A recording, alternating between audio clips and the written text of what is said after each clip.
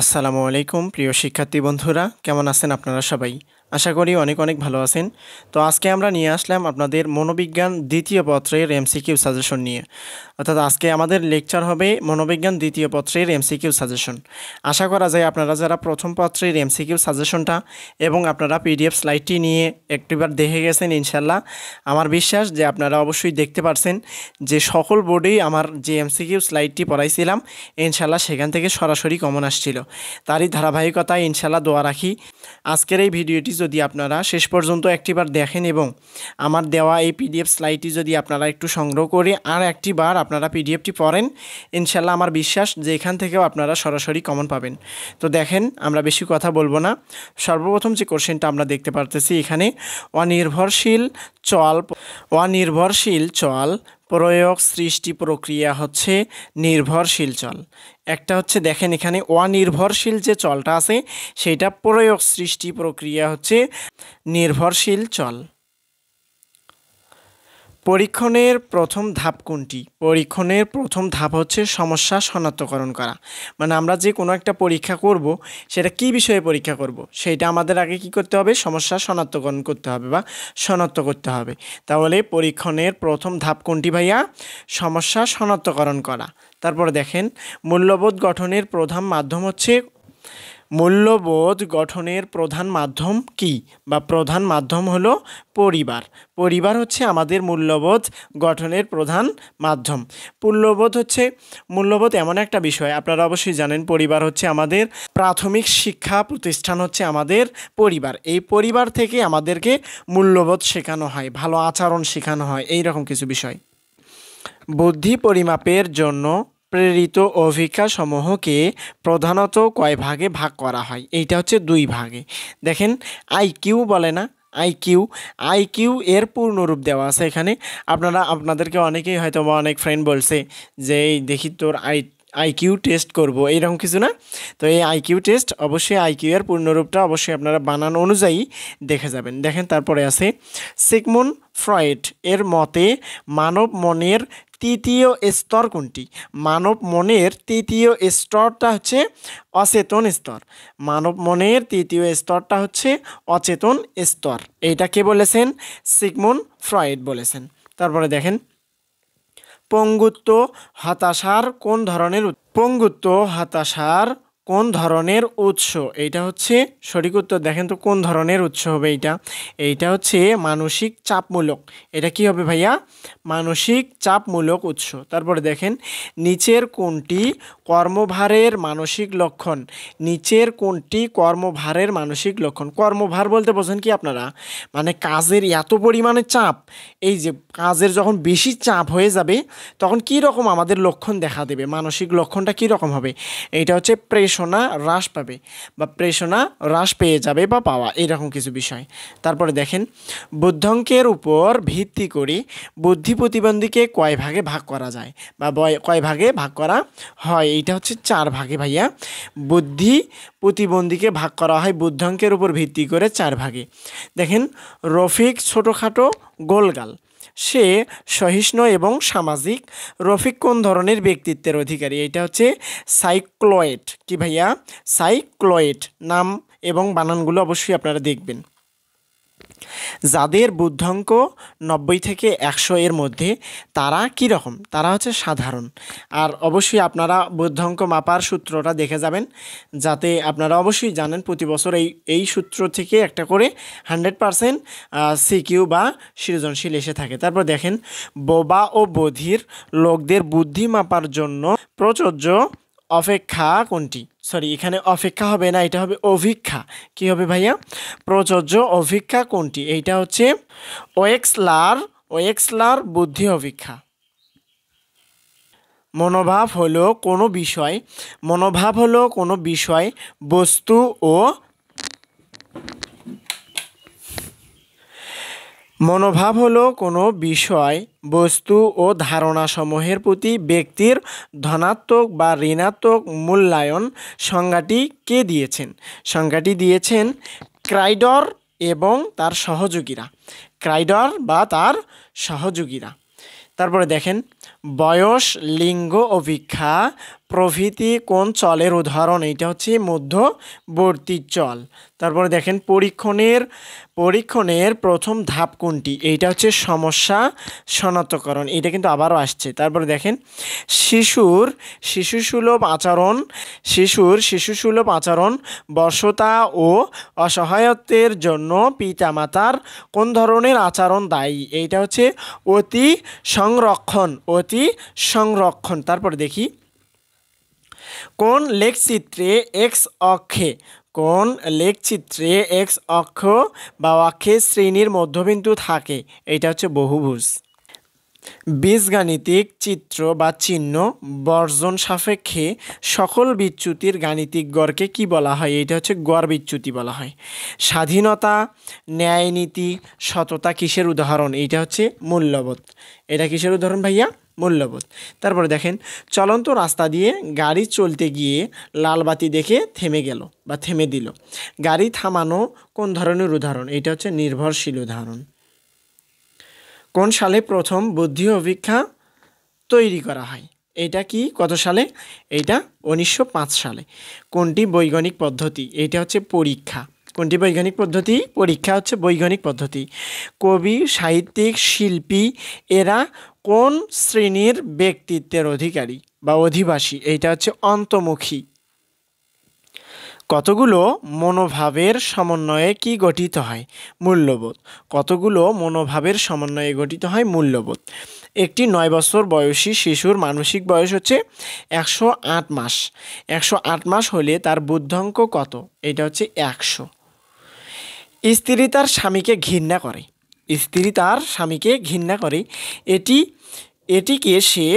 এটিকে সে এভাবে প্রকাশ করতে পারে যে তার স্বামী তাকে ঘৃণা করে। মানে স্ত্রী নিজেই ঘৃণা করে, কিন্তু সে এমনভাবে প্রকাশ করছে যাতে বোঝা যায় বা বাহির থেকে বোঝা যায় যে স্বামী তাকে ঘৃণা করে। এটি আত্মরক্ষার কোন কৌশলে পড়ে? এইটা হচ্ছে প্রক্ষেপণ। এটা কি ভাইয়া? প্রক্ষেপণ। অবশ্যই কিন্তু এই গল্পটা ইন্টারেস্টিং বা প্রশ্নটা কিন্তু একটু ইন্টারেস্টিং, তাই না? অবশ্যই দেখবেন এই প্রশ্নটা, একটা উদাহরণ হিসেবেও থাকতে পারে কোশ্চেনটা। তাত্ত্বিক মূল্যবোধের ব্যক্তিরা কোন বিষয়ের উপর গুরুত্ব দেয়? এইটা হচ্ছে জ্ঞান। যারা তাত্ত্বিক বিষয়ের উপর বা তাত্ত্বিক মূল্যবোধের ব্যক্তিত্বের অধিকারী, তারা জ্ঞানের উপর কি দেয়? গুরুত্ব দেয়। কোন মূল্যবোধের ক্ষেত্রে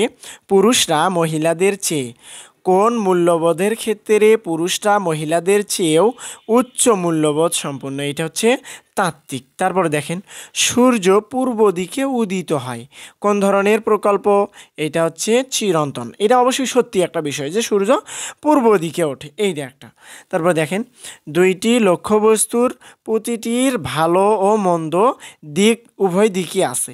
এটা কোন দ্বন্দ্ব? এটা হচ্ছে দ্বৈত আকর্ষণ বিকর্ষণ দ্বন্দ্ব। তারপর দেখেন বুদ্ধিমত্তা পরিমাপের একক হচ্ছে আইকিউ। ওই যে আমি আগেই বললাম না, আইকিউ টেস্ট কি? বুদ্ধিমত্তা পরিমাপ করা, মানে তোমার বুদ্ধি কীরকম সেইটা হচ্ছে পরিমাপ করা হচ্ছে আইকিউ। স্ট্যানফোর্ড বিনেট বুদ্ধি স্কেল কাকে ভিত্তি করে তৈরি করা হয়? এইটা হচ্ছে বাইনেট। বুদ্ধিমত্তা পরীক্ষা সর্বপ্রথম কে প্রণয়ন করেন? এটা হচ্ছে বাইনেট ও সিমন।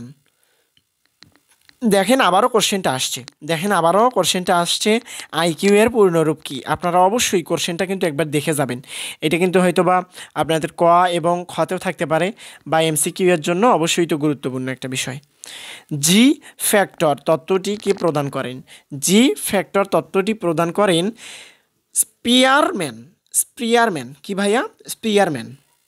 তারপর হচ্ছে থার্স্টন কতটি প্রাথমিক মানসিক ক্ষমতা নির্ধারণ করেন? এইটা হচ্ছে 7টি। উইক্সলার স্কেলের মাধ্যমে কত বছর বয়স থেকে বুদ্ধি পরিমাপ করা যায়? এইটা হচ্ছে 6 বছর থেকে। আইকিউ স্কেল যদি 100 হয় তবে তা বোঝায় হচ্ছে সাধারণ বুদ্ধি। তারপরে হচ্ছে থর্নডাইক বুদ্ধিকে কয় ভাগে ভাগ করে? এটা হচ্ছে 3টি ভাগে। নিচের কোনটি উইক্সলার বুদ্ধির স্কেল নয়? এটা হচ্ছে WIP। কি ভাইয়া? WIP। তারপর দেখেন ব্যক্তিত্ব শব্দটি এসেছে, এটা হচ্ছে লাতিন ভাষা থেকে। কি ভাষা থেকে? লাতিন। তারপর দেখেন পার্সোনালিটি শব্দটি পার্সোনা শব্দ থেকে উদ্ভূত হয়েছে। এর অর্থ কি ভাইয়া? মুখোশ। পার্সোনা শব্দটির অর্থ হচ্ছে মুখোশ। তারপরে দেখেন, মনোবিজ্ঞানের প্রথম ব্যক্তিত্ব নিয়ে গবেষণা করেন কে? এটা হচ্ছে ওয়ালপোর্ট। তারপরে দেখেন, ফ্রয়েডের মতে ব্যক্তিত্ব গঠনের প্রধান অংশ কোনটি? এটা হচ্ছে অবচেতন মন। তারপরে দেখেন, ওয়ালপোর্ট কত প্রকার বৈশিষ্ট্য বিশ্লেষণ করেন? এটা হচ্ছে 3টি বা 3 প্রকার। তারপরে দেখেন, প্রকৃতিগত দিক থেকে ব্যক্তিত্বের ধরন কয়টি? এটা হচ্ছে 4টি। প্রিয় শিক্ষার্থী বন্ধুরা, আমরা ভিডিও শুরুতেই বলছিলাম যে পিডিএফ স্লাইডটি আপনারা সংগ্রহ করতে পারেন। এখানে বলে দেই যে আপনারা অবশ্যই পিডিএফ স্লাইডটি সংগ্রহ করতে পারেন যদি আপনারা একটিবার শুধুমাত্র বলেন যে ভাইয়া আমাকে পিডিএফ স্লাইডটি দিবেন। একটু কমেন্ট করবেন, আমি কমেন্টের জবাবেই আপনাদেরকে সরাসরি আমি পিডিএফ লিঙ্কটার বা পিডিএফ স্লাইডটার লিঙ্ক একবারে পেস্ট করে দিব। সেই লিঙ্ক থেকে আপনারা সরাসরি এইটা ডাউনলোড দিতে পারবেন। তারপরে দেখেন, এখানে আমি যে 4টি বললাম সেই 4টি এখানে সরাসরি আমি নোট করেও দিয়েছি। দেখেন, তারপরে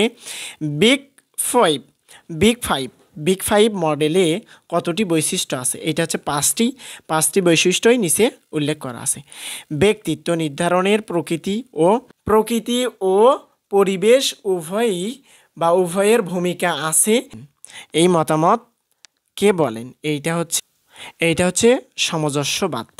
এইটাকে কি বলে? সামঞ্জস্যবাদ।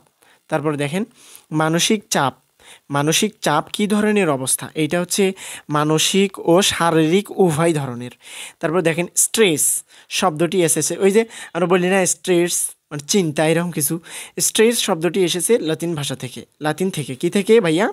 লাতিন থেকে। তারপর দেখেন, কে প্রথম মানসিক চাপ নিয়ে গবেষণা করেন? এটা হচ্ছে হ্যান্স সেলি। তারপর দেখেন, হ্যান্স সেলি GAS মডেল কয়টি ধাপ রয়েছে? এটা হচ্ছে 3টি। তারপর দেখেন, GAS মডেলের প্রথম ধাপ হলো হচ্ছে সজাগতা। তারপর দেখেন, নিচের কোনটি চাপ মোকাবেলার কৌশল নয়? এইটা হচ্ছে মাদক সেবন করা। ওই তো অনেকেই আপনারা জানেন হয়তো, বা অনেকেই বলে যে চিন্তা না দুশ্চিন্তা নাকি দূর হয় হচ্ছে কি খেলে? মাদক দ্রব্য সেবন করলে চিন্তা বা ডিপ্রেশন থেকে বের হয়ে আসা যায়। এটা কিন্তু সম্পূর্ণ ভুল একটা তথ্য, বোঝা গেছে? তারপর দেখেন, দীর্ঘস্থায়ী মানসিক চাপের প্রভাব পড়ে। এইটা সঠিক উত্তর হচ্ছে শরীর ও মনের উপর। নিচের কোনটি মানসিক চাপের উৎস নয়? এটা হচ্ছে স্বাস্থ্যকর জীবনযাপন। তারপর দেখেন, চাপ মোকাবেলার ইতিবাচক উপায় কোনটি? এইটা হচ্ছে সমস্যা নিধনমূলক পন্থা। তারপরে দেখেন, মূল্যবোধ কিসের সঙ্গে সম্পর্কিত? এটা হচ্ছে নৈতিক ও আচরণ। তারপরে মূল্যবোধ গঠনে কোনটি প্রধান ভূমিকা পালন করে? এইটা হচ্ছে পরিবার ও সমাজ। তারপরে মূল্যবোধ কি ধরনের গুণ? এইটা হচ্ছে অভ্যন্তরীণ, মানে আমাদের ভিতরের একটা বিষয়। কাদের মতে মূল্যবোধ হলো মানুষের আচরণ নিয়ন্ত্রণকারী নীতি? এইটা হচ্ছে ক্লেথ ও ক্রাসফিল্ড। মূল্যবোধ কত প্রকার? 3 প্রকার। একটা হচ্ছে নৈতিক, সামাজিক এবং ব্যক্তিগত। সমাজে চলার নৈতিক দিক নির্দেশনা কোনটি? এটা হচ্ছে মূল্যবোধ। আমরা যে সমাজে চলাফেরা করি, এটা নৈতিক বিষয়টা যেটা ভালো, এই ভালো দিকটা কে দেয় আমাদেরকে? সেটা হচ্ছে আমাদের মূল্যবোধ, আমাদের ভিতরে যে মূল্যবোধটা আছে। তারপরে দেখেন, নিচের কোনটি সামাজিক মূল্যবোধের উদাহরণ? এটা হচ্ছে বন্ধুত্ব হচ্ছে সামাজিক মূল্যবোধের উদাহরণ। তারপরে দেখি, মূল্যবোধ শিক্ষার প্রধান ক্ষেত্র হচ্ছে বিদ্যালয়। আমরা যে মূল্যবোধ শিখব এটা হচ্ছে বিদ্যালয়। আর প্রথমে একটা কোশ্চেন পড়ছিলাম, সেটা কিন্তু পরিবার হবে, আর এখানে বিদ্যালয়। আত্মসংযম কোন ধরনের মূল্যবোধ? এটা হচ্ছে ব্যক্তিগত মূল্যবোধ। একজন শিক্ষকের বা একজন শিক্ষার্থীর সাথে মূল্যবোধ বিকাশে সবচেয়ে বেশি সহায়তা করে হচ্ছে শিক্ষক। প্রিয় শিক্ষার্থী বন্ধুরা, অবশ্যই আপনাদেরকে অসংখ্য ধন্যবাদ ভিডিওটি শেষ পর্যন্ত দেখার জন্য। তোমাদের লেখাপড়ায় আরও সাহায্য লাগলে অবশ্যই যে কোনো সময় যে কোনো বিষয় নিয়ে যদি লেকচার ভিডিও লাগে অবশ্যই আমাকে কমেন্ট করে জানাবেন। পরীক্ষার জন্য শুভকামনা রইল। মনোযোগী থাকো, ইনশাআল্লাহ সফল অবশ্যই হবেন ইনশাআল্লাহ। আরও কিছু দরকার হলে অবশ্যই আমাকে বলবেন, ইনশাআল্লাহ আমি সেই লেকচার শিট বা সাজেশন দেওয়ার চেষ্টা করব। যেমন আপনাদের যদি জ্ঞানমূলক সাজেশন লাগে বা সৃজনশীল সাজেশন লাগে তাহলে অবশ্যই আমাকে জানাবেন। তো এই ছিল আজকের আয়োজন। আশা করা যায় সম্পূর্ণ ভিডিওটি আপনারা শেষ পর্যন্ত দেখছেন এবং খুব সুন্দরভাবে বুঝতে পারছেন। যদি কোনো প্রশ্ন থেকে থাকে তাহলে অবশ্যই আমাকে কমেন্ট করে জানাবেন এবং পিডিএফ স্লাইডটি যদি আপনারা সংগ্রহ করতে চান তাহলে অবশ্যই আমাকে কমেন্ট করে জানাবেন। তো এই ছিল আজকের আয়োজন। আশা করা যায় অবশ্যই বোঝাতে পারছি। তো দেখা হবে নতুন কোনো আপডেট নিয়ে। সে পর্যন্ত সকলেই সুস্থ থাকেন, ভালো থাকেন। আল্লাহ হাফেজ। আসসালামু আলাইকুম ওয়া রাহমাতুল্লাহি ওয়া বারাকাতুহু।